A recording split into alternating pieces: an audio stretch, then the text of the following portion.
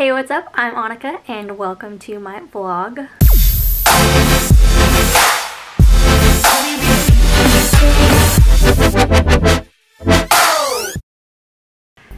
Well, hello.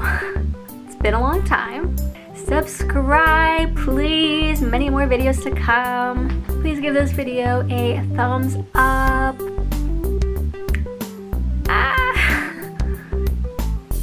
Hello. So, few things. Why did I leave the Disney college program? Totally against my will. Kind of. What happened to me while I was in the hospital? Oh yeah, by the way, I was in the hospital for 7 days. And what does this mean for me? Okay. This is kind of funny because I made a health video update earlier on saying I had like stomach problems and things like that. And all of that was getting resolved. Well, haha, it didn't. So first things first, go check out my first health video to see my ER visit. I will link it somewhere. But now, it's time for a little story. So it was October 10th? Whatever Wednesday that was. I was heading into work like any other normal day. I had a long night that night. I worked until like 2 a.m. was my scheduled shift. So, get to work. I don't feel great.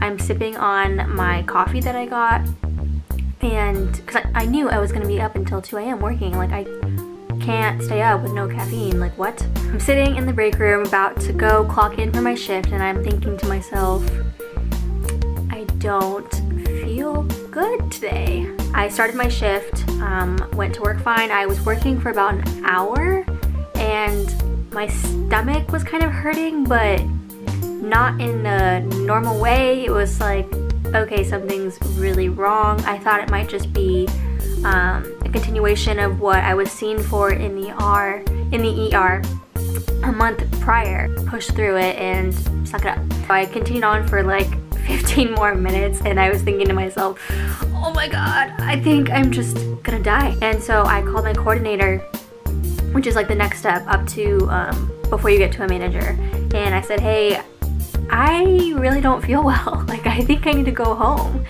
And he told me, okay, well, if you can make it to the 2-hour mark, you don't get a point on your record card when points are bad. So I didn't want to be sent home early and be dinged for that. So I told myself, okay, like, just tough it out, make it to the 2-hour mark. Like, you've got like 45 minutes, like, you can do this, and then you can go home, collapse, go to sleep, take pain meds, and just try and feel better. And they gave me a really simple task backstage to just stock the store and just slow moving, take it easy, don't push yourself, we know you're in pain, just get through it. And I said, okay, well, let's do that. So I am working, continuing on, a little bit of time passes by, I've got like 20 minutes left. I was counting down, and I go and sit backstage, and I just feel overheated. And I passed out before in my life, and so I know what it feels like. I feel nauseous, I felt overheated, I felt almost claustrophobic, and I just felt very dizzy, lightheaded, all the above. Just, I need to sit down, take a second, like something is wrong. And so I was sitting backstage with one of my coworkers and counting down the seconds, figuring out a ride home. I'm like, okay, I'm gonna just, someone might have to walk me out to where my ride's gonna pick me up, and there's no way I can drive myself home right now. And I just felt awful.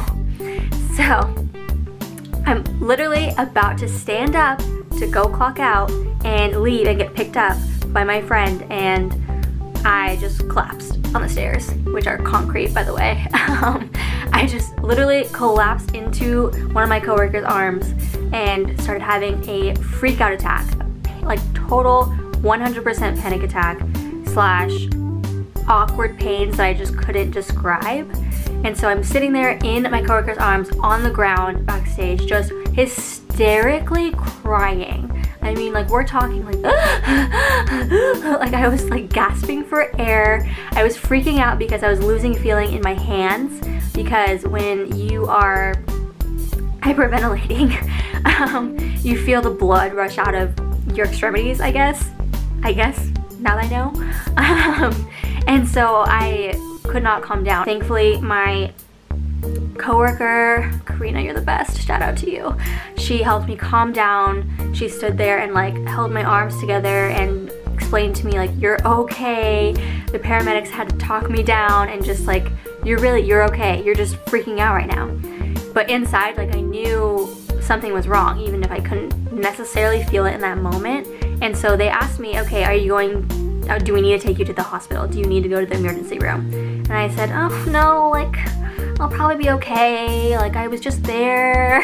They don't need to see me again. But I couldn't calm down, and I knew that there was a voice in my head like, you should go to the emergency room. So they took me underground on the first floor of Disney World. They took me out to an ambulance, and they took me by non-emergency ambulance to the hospital. Fun time. The paramedic was like, dude, there's probably nothing wrong with you. You can chill out, calm down. But I was like, no, you don't understand. Like, I know that there is. And we finally get to the hospital. This is like after hours, and a couple of tests have been done. I do a CT scan, and the doctor comes in and says, so we're gonna be keeping you overnight. And I'm thinking, what? What? But also, I knew it. They said that the CT scan showed my liver was enlarged and swollen. And I'm thinking, my liver's on my right side of my abdomen. My pain has always been in my left side of my abdomen, so this is strange. And they were saying how I could have a potential blood clot. And so blood clots are very dangerous because if you don't catch them in time, if you put yourself in the right circumstances, they could burst. And so you could get, depending on where it is, you could get blood in your lungs, like you could get like a burst near your heart. I don't know all the medical terms to describe that, but it's just really not good. Obviously, you want your blood to be flowing through your body like a normal person. So that was kind of scary. They thought, okay, we'll just do some tests. You'll be put on blood thinners. We'll send you home tomorrow. It's fine. Okay, perfect. We're going into extreme detail here, so hopefully you got time on your hands. They do that. They tell me I have a blood clot, potentially. Like, okay, fine. I wait till the next day. I get an MRI done. I think I had an MRI done. The next day, oh gosh, it was so foggy that first night because I felt like I couldn't even spell my name. I was just so out of it because I don't know if it was the panic attack, the freak out, the pain, just the where am I, what's going on, what planet am I on mentality that I was in. It was just rough. But I had an MRI done, I had an ultrasound done. For other pains, I had a colonoscopy and an endoscopy done. And every day, we thought that I would be discharged the next day. And so it continued on like that for 5 days. And we kept waiting for test results. Poked all up in my arms. I literally looked like I had a drug problem or something. I had IVs in my hands because I have terrible veins, apparently. And I was on all sorts of medications. So basically what I walked away with, me being diagnosed with, was the blood clot in my portal vein, which connects to your liver. So it's like the blood flowing into your liver. And your liver processes everything. I could be predisposed to blood clots and certain conditions, and so that was one problem. Another problem was I had colitis, which is inflammation of your colon. Very painful. I had gastritis, which is in your stomach. Basically feels like acid reflux, and it's just not very fun. Oh yeah, I got a UTI while I was in the hospital. What else? Anything else? I don't know, it just felt like the list was going on and on and on. Walking away from the hospital, I was continued on my blood thinners, which I was taking orally, but then I was switched to an injection. I had obviously needed to call out of work for that whole week, and we kept in touch with one of my leaders, which is our manager, and we kept saying like, okay, well, I could be discharged tomorrow. It was the whole like, you're gonna leave tomorrow game, and it just never ended, it felt like. It was terrible timing because my two best friends were coming to visit me that weekend, and they still came, but instead of going to Disney World with me, they came and visited me in the hospital instead. So shout out to them for being awesome. Anyway, so we'll have to plan a Florida trip part 2. But what was really worrisome too was my mom and I had this international trip planned for a year, literally. I had already requested all my days off from Disney, and we were going, and we were leaving November 2nd, and so we had about 2.5 weeks to figure out, like, do I need to cancel this entire trip that we've spent so much time, so much money on already, and I had been looking forward to this whole time. And so a lot was up in the air when I was in the hospital. So basically, a few things were coming into play, making the decision to either stay at Disney or go back home to Oregon. First of all, working the DCP, you don't have set hours, you have long hours, and you don't necessarily put your health first, which I'm sure many other DCP cast members will tell you. So we decided that for my health, it was better to rest up, try and still make it on this international trip, and visit my doctors at home in Oregon because of insurance fun.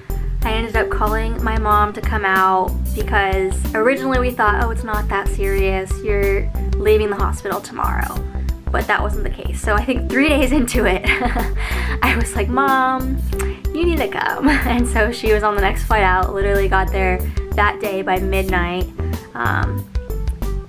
You really need a strong support system when you're in the hospital and you don't know when you're getting out.